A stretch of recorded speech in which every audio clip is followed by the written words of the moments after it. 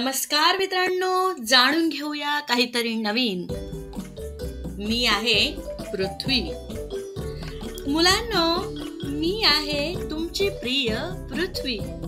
तुम्ही माझ्यावर खेळता, उड्या मारता, झाडांच्या सावलीत झोपी जाता आणि माझ्याच खुशीत राहता.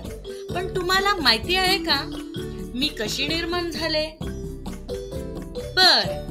चला मीच तुम्हाला माझी कहाणी सांगते.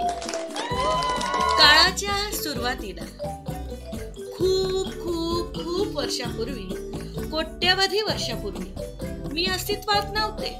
अवकाशात फक्त एक मोठा स्फोट झाला.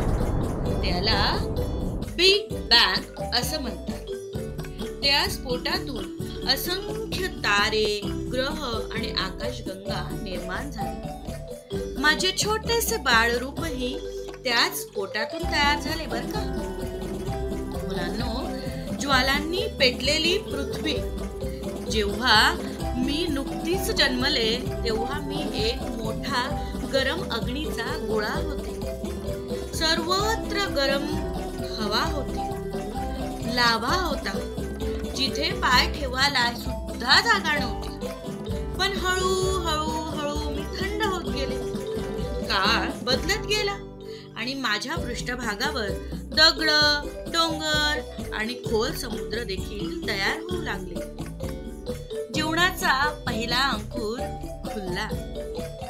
खूप वर्षांनी माझ्या पाण्यात छोटे छोटे जीव निर्माण झाले.